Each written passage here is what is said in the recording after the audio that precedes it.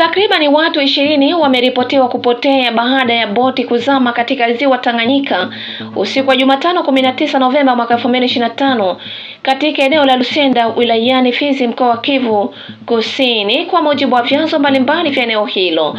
Mashuhuda wanasema kuwa boti hiyo ilikuwa imebeba zaidi ya watu 40 pamoja na wahudumu kadhaa, na ilikuwa imetokea Uvira kuelekea Baraka ikiwa imebeba pia mizigo ya kibiashara.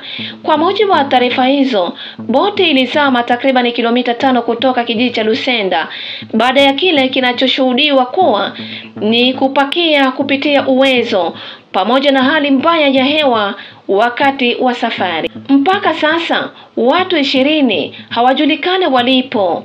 Hakuna idadi kamili ya manusura iliyothibitishwa rasmi. Operesheni za uokoaji bado zinaendelea kwa ushirikiano wa wenyeji, wavuvi na baadhi ya maafisa wa usalama.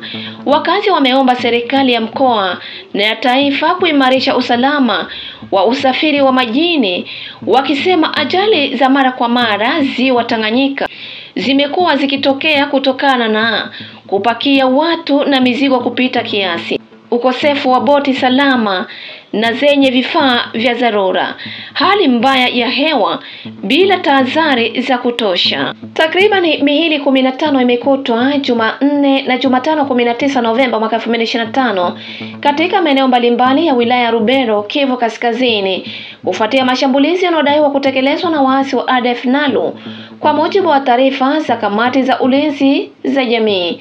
Kwa mujibu wa Vianney Kitwamba, mratibu wa ulinzi wa jamii katika utawala wa Baswaga, miili 8 ilipatikana Jumanne kwenye shamba binafsi katika kijiji cha Mwenye, ambako inadaiwa waliuawa wakati wa shambulio la mwisho wa wiki.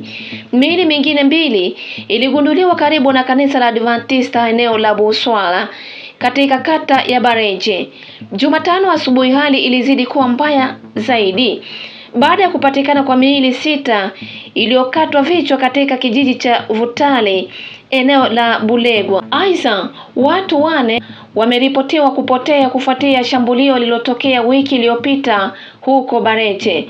Mashambulizi yanaendelea bila kukoma. Kitwamba alithibitisha kuwa waasi wanaendelea kufanya uvamizi hadi Jumatano asubuhi. Asubuhi ya Jumatano watu 9 waliuawa na ADF NALU. Saa 3 asubuhi kulikuwa na taarifa za watu wenye silaha wasiojulikana Kasii. Saa 5 mchana watu 6 waliuawa wakati wa ADF NALU walipita Vutale na Kasiro, alisema kwa masikitiko. Maswali kuhusu uwezo wa vyombo vya usalama. Kamati ya ulinzi ya jamii imelahani kushindwa kwa mamlaka kukomesha mauaji ya mfululizo. Inawezekana ADF NALU kuwaua watu takriban 46 ndani ya siku 4 huko majeshi ya usalama ikishuhudia bila hatua madhubuti, alihoji mwenyekiti wa kamati hiyo. Wakazi waomba msaada wa dharura. Hali ya usalama katika Rubero imeelezwa kuwa tete sana, huko wavamizi wa ADF NALU na makundi mengine ya waasi ukisababisha kukimbia kwa mamia ya wakazi, vijiji kuachwa vitupu, shughuli za kiuchumi kusimama katika maeneo kadhaa. Wakazi sasa wanatoa wito kwa serikali ya jimbo na serikali kuu kuongeza nguvu za usalama. Licha ya waasi wa M23 na washirika wao kutoa maeneo ya Mai Mingi katika wilaya ya Shabunda mkoani Kivu Kusini mwishoni mwa wiki iliyopita, jeshi la serikali linasema linaendelea kudhibiti maeneo ya Nyombe na kuimarisha ngome zake ili kuzuia kusogea zaidi kwa adui.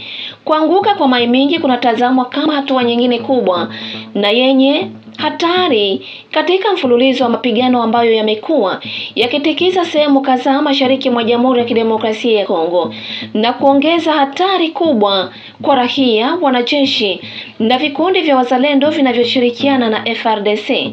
Vyanzo vya ndani vimethibitisha kuwa makundi yanayopambana dhidi ya waasi wa M23 yanakabiliwa na changamoto kubwa, ikiwemo uhaba wa chakula, upungufu wa vifaa na zana za kijeshi, uchovu kutokana na mapigano ya muda mrefu. Makundi haya yameripotiwa kuomba serikali kuu kuongeza misaada ya haraka ya chakula na vifaa vya kivita ili kuimarisha ulinzi na kuruhusu mipango ya kurejesha amani katika maeneo yaliyotwaliwa. Hali ya usalama inaendelea kuwa tete huko, raia wengi wakikimbia makazi yao na mashirika ya kibinadamu yakionya juu ya kuzidi kwa mgogoro huo. Naona mlima wa Gongwa. Ndio mlima wa Gongwa yenye unaona hapo mbele. Ndio advance pata ya coalition MPDAC EPLC na General Ruota Taulika pale chama chake walifanya coalition ya kuya kata relation ya Kageregere na Muramvya, na wamefaulu kufika Gongwa. Adui mwenye alikuwa pale alinyanguka kabisa kuona kikosi gisi kilipanua bwingi kia coalition MPDAC. Anayesimamia coalition hiyo ni kiongozi Omar Namtaga, Commander Force, pakiwa na observance wake Landa Bango na admi General Ruota porte parole wetu ule. Unaona kambi yenye shafunga pale Gongwa. Hii ndio Gongwa centre. Adui alikimbia kabisa, aliacha mangombe.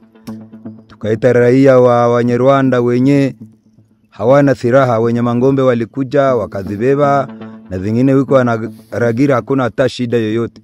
Kwa jua hatuna shida na raia, tuko na shida na Gumino inayejiunga na M23 na mtu yote anayeshikilia silaha kinyume ya serikali ya Kongo, kinyume ya mzalendo, kinyume ya Etafok.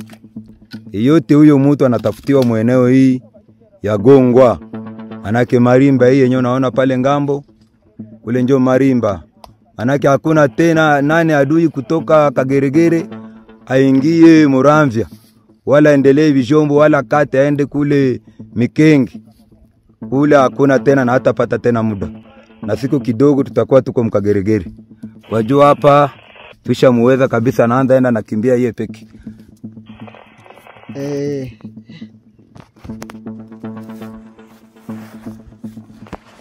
Commander Force huyo Omar Namtaga ambaye ameacha bibi, watoto na nyumba, akakia pigana. Ona penana lala kuka Kamurago na Moshi, chakula isha tuishia. Amekia piga kambi hapa kumlima wa Gongwa ili kukimbiza Gomino ambaye la jichanga na M23. Ndo Commander Force huyo wa MPDAC na ndo Commander Force wa coalition ambao tuko nayo kwa saa hizi.